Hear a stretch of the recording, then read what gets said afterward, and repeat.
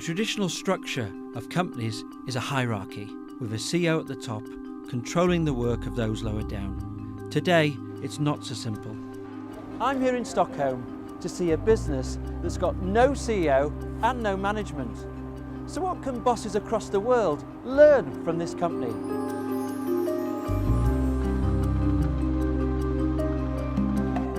Crisp is a software consultancy business with around 40 people. A few years ago, the firm did something unusual. It got rid of the CEO and left the post empty. People on the outside would say, you haven't got any leadership. So how have you managed to get it to work? I would say we don't have a central leader, but we have lots of leadership.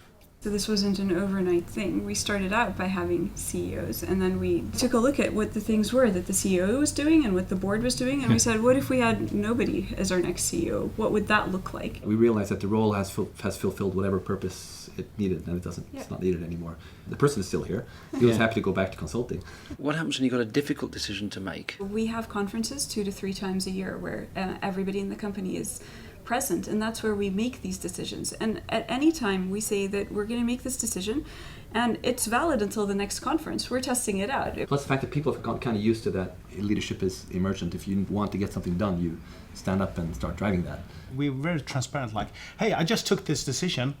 What do you say? Was it okay? Or should we change it? And if you don't say anything, I'm going to assume it's fine. Yeah. Right? So we don't have budgets either.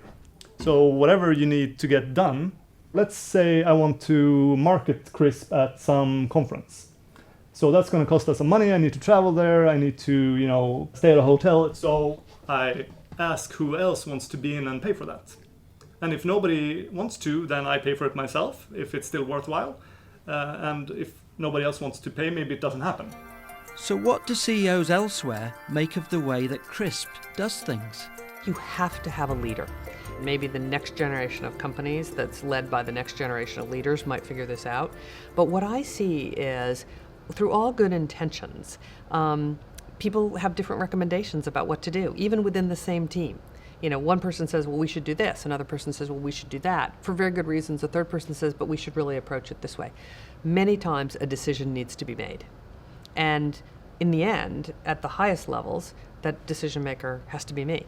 As far as literally having no managers, that experiment has been run a variety of times. In some environments, maybe that can work, but I don't think anyone's figured out how to make that work at very large scale. And often infinite freedom like that can be pretty disorienting, or it doesn't always feel good because you no longer know what's important, what you need to accomplish, how fast you need to be. I think it's less like how do you eliminate process and more how do you put the right swim lanes in place so people know what to do.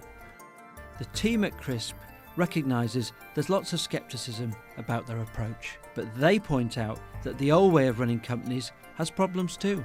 If you look at a hierarchical organization in a fast-moving world, then if decisions have to be propagated up the chain of command and then propagated down again, that's going to cause a delay. But there's also the problem that the person making the decision doesn't understand the context.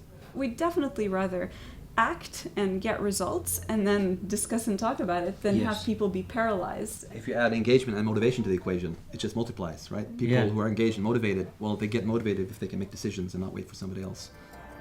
For centuries, companies have been run from the top, where bosses gave orders and employees obeyed.